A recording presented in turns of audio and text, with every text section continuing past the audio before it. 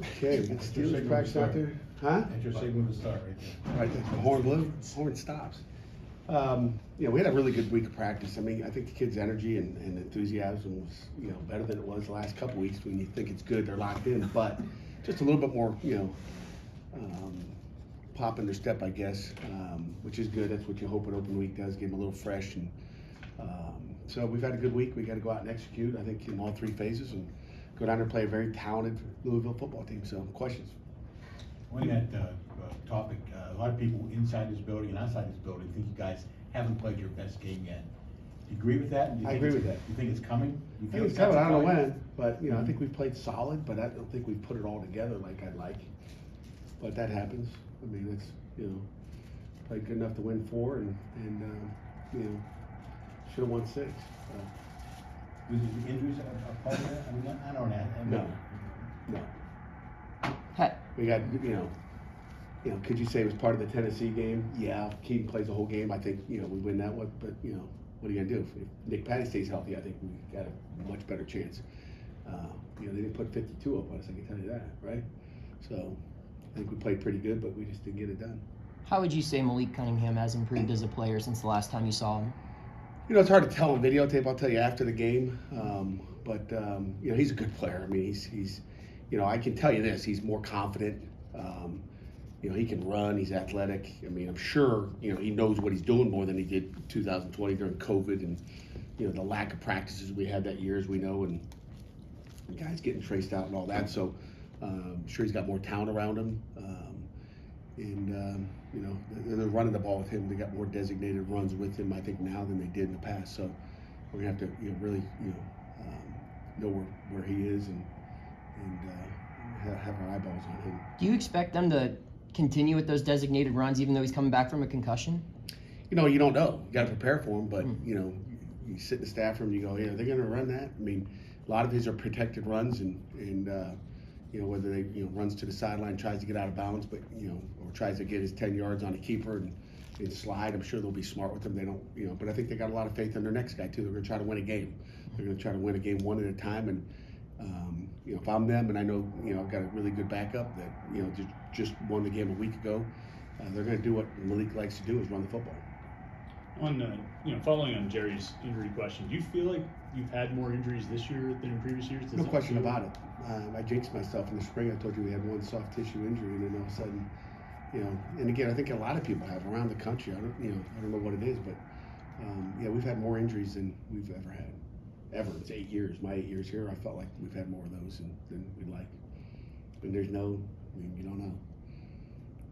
Nothing you can do about it. Are things getting better in that regard? I think so, Gary. Sometimes they get better.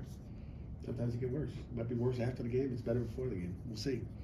See who can play. See who's ready to roll. You through the spring and in August, you guys talked a lot about Kanate and what he was showing you in practices and the plays he was making. He hasn't had that breakout game yet. What does he need to do to maybe kind of blow up one of these weeks? We'll find out. I mean, I think he didn't play it obviously last weekend, but I think in that Georgia Tech game, he started getting the ball in his hands, and we started getting going on some bubbles and all that. And he's going to be a game time decision to see if he goes or not. But if he is available, we'll see if we can get him involved a little bit early and see if we can get him going. But he's a talented player. We just got to get the ball in his hands, and we got to get him on the field. That's the first thing. When you have a running back like Izzy who's been doing so well and carrying the load, and then you have a guy like Rodney who's working his way back into the mix, how do you find a way to get him going, and without potentially stalling Izzy's progress or taking away touches from him, but get everyone else involved and get back? We're not going to stall Izzy, I can tell you that. Rodney's good, and we got to get Rodney back 100%. He's not 100% yet. We wish he was, but we got to get Rodney back to where he's 100%. Then we can maybe talk more about where he is. And you guys saw him limping out there on Tuesday a little bit. So we just got to get healthy, and but we're not going to slow down what Izzy's done so far. He's proven it. We've talked for the last couple of years about who's the hot hand. He's the hot hand right now, and he keeps getting hotter.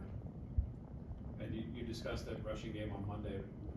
What about the O-line makes them good at run blocking? What do you like about that group, even with a couple different pieces in there at times? Yeah, I mean, we got two backups in there. that aren't starters. But you know, again, it goes with the scheme first of all, what we're doing, how we're doing it. You know, Coach Signetti's brought some good things with us as far as just how we're targeting the linebackers. You know, how they're comboing up the players. So it's not just the plays we run; it's how we run it. There's just so many different. You know, if you were in a huddle or in a staff meeting, just hearing the different words and what that means compared to what that means versus the same run, but it run a different way based on where the linebackers and, you know, 3-4, 4-3, whatever it may be. There's just different things that we're doing that are giving us a chance to be successful. It's not all, you know, Izzy's doing it when he gets through the line of scrimmage, but, you know, that first 5 yards is, it goes to scheme, and it goes to some of our checks that we make up front. It goes to obviously the offensive line, tight ends, and, you know, sometimes those receivers downfield. Those things you're doing, is that difficult for an offensive line because you have a veteran group, you're able to do more things? I think, you know, because we're a veteran group, we can do more things and change things. And, you know, 1 minute you're going to the left and 1 minute you're going to the right. So it's all those things going where we need to go to be successful. So I think that's part of it. But, you know, we get good teachers too. So even if they were younger, and we've, you know, taught Branson what to do, and he hasn't really messed up. So. Pat, knowing that Louisville has a ton of sacks already this year defensively, is there an extra emphasis on getting the ball out quick this week when you are looking to drop back and pass? Well, the first emphasis is to block them, right? That's true. So we got to do a better job blocking them than maybe some of the other folks have. So, you know, that's what it comes down to. And then, you know, quarterback's got to get the ball out of his hand. We got to protect him. We got to give him a chance. We got to get open as receivers. So it's the blocking, it's the route running, and then it's the decision making and getting the ball in your hand. So it's a three-part deal. I was doing some math during your off week because we had all this extra time. I think, yeah, I know. Between you and your opponents, you've run 822 offensive plays this season. We've run 82? You and your opponents. Like, there have been 822 offensive plays in your games this season. There have been 8 offensive holding calls. I know they always joke that, you know, there's holding on every play, but 1 out of every 100 snaps. I mean, does that seem low to you? Does it seem like they're calling? It seems low. It's Funny, you talked about the penalties, and, you know, we can look at some of the penalties are good calls, some of them are bad calls, as we all know. So we won't talk about that, but I was just looking at, I think we have 23 unforced penalties on the year, which is really good. Talk about unforced. I mean, that's the false starts you're talking about. That's a low. We've got 1 selfish penalty on the year, which was an unsportsmanlike, we just talked about it. We've had 1 on Haba, down on the goal line against, I forget who it was. West Virginia. And he taunted him. He just kind of did one of those and got a flag, which I see a lot of it during the course of a game and see no flags, but he got it, and that's really good. 1 selfish the whole year. And, you know, don't want anybody to listen to me and shakes our tail again here, but that's discipline. You know, disappointing in some of the aggressive, you know, we talk about aggressive. Hey, it's an aggressive game. You're going to have a holding call on offense. You're going to have a defensive pass interference. We're going to have those. Those are aggressive, playing hard. But, you know, I think we've got 7 blocks in the back, which is ridiculous. So that's almost on the selfish end of try to do too many things. I think we've had 7 of those, but we've done a pretty good job with the unforced errors. But as far as offensive holding, do you feel like that's getting called less this You know season? what? You know, you're talking about. I thought you were talking about false starts. No, I mean holding, specific offensive Okay. holds. Yeah, you've had 8 of those between you and your opponent. Yeah, you know, I don't know if they're getting called less. They get coached different. You know, I mean, I guess that's a good question for Dennis Hennigan. If they get, you know, what are they looking for? You know, they let you hold nowadays. They let you hold, and if it's not significant, if you let go, they don't call it. I don't know how to coach that. To me, it's either holding or it's not holding, and they're definitely not calling. When I look at our defense and I look, you know, they're not calling them, you know, as much. But but I don't think we hold a lot on offense, and it seems like every time we, you know, get anything that's tight, I mean, you know, we don't hold very much on offense. I can tell you that. But you know, they get Jared Wayne for 1, you know, down on a touchdown. I think, you know, we got called back against Tennessee, another big play, and you know, I see it on the other side. So it's just, I don't know how to officiate anymore. I don't know how to coach. So don't get me started. What about roughing the passer? I mean, there's been a problem in the NFL. The guys throwing a flag maybe too soon. Have you seen that much of that this year? Have you? You see that one on Tyler Wiltz that one day? Yeah, that was one. Yeah. That's roughing. Like, my gosh. I You know, know, I'm gonna start telling our guys, hey, if you're gonna get close, just bury him. You know, just bury him. I mean, if you get close, if you're getting a flag for that, like, you know, unnecessary roughness, like, you know, you might as well just go get them. But yeah, you know, obviously I see some of the NFL things going on, and you know, Sometimes they go your way, sometimes they don't. So Are they throwing the flag too quickly in your games or in college games in general, do you see? I think a little bit sometimes, just want it to be fair. As long as it's even, I'm good. Yeah. Call it the same way.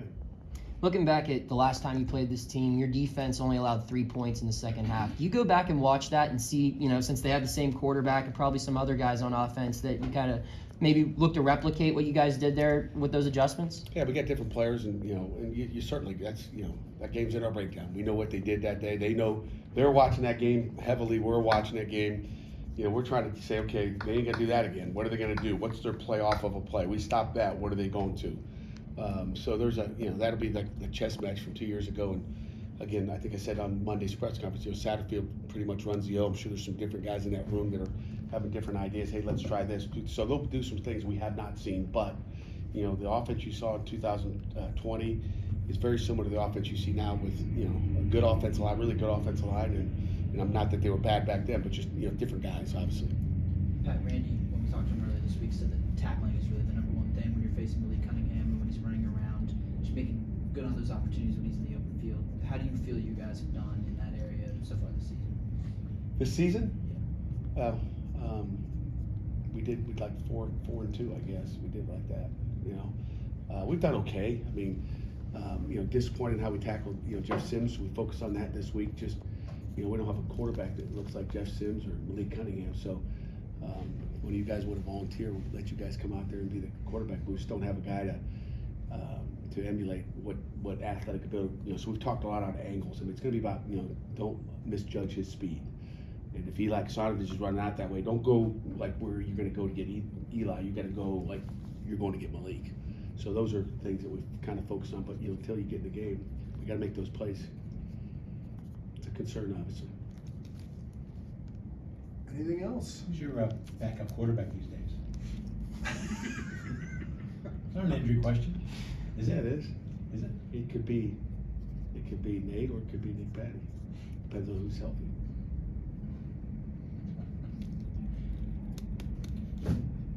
Anything else? Andre mentioned like a month ago that Andre? Yeah, Coach Powell mentioned that before games he prints out a test for the running backs to fill out, and on Saturday morning they go through and discuss how they did and everything. Is that something all position groups do, or is that just something he does? No, we all do the same thing. We, everybody's got a tip sheet. Mhm. It's kind of tips and reminders, and then some type of test just to make sure they understand. Like a what's going on. physical test for everyone? Oh yeah, a piece of paper. Yeah.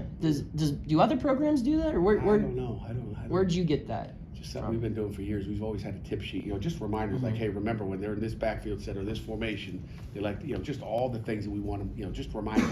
Hey, remember if they come out and empty, we're checking this coverage, or if they come out with the, there's like that's what we do. Mm-hmm. So I would imagine most people, I don't know what most people do, but I would imagine if people don't have tip sheets and reminders, whether it's a quiz or not, like that to me is the norm. I don't know any other way. It's just reminders. It's something for them to look at, review. We talk in meetings every day, but it's a review. Forget if it was after the Rhode Island game or some game, you mentioned that you love noon kicks. Is it as simple as, especially when you're on the road, just getting home earlier versus the evening kick? That's the only reason. I mean, games are games. We don't care when we get to play them. But a noon kick, I get to go home, maybe play some bocce and see the family. So, that's selfishly, for someone that's got 4 kids and likes to see his kids and his wife, that's why I like it. Otherwise, I'll play anytime. I love night games. Who doesn't love night games? But getting home 3 o'clock in the morning, I'm not going to get the mass on Sunday morning. I can tell you that. Usually I go to 7:30 mass. I ain't getting there, Jerry. Is that the price you have to pay when you win a championship? You all of a sudden become the marquee team on I guess. Saturday I don't night? know. I don't know if it's marquee or not, but we got it. What else you got? Anything? All right, gentlemen. Thank you.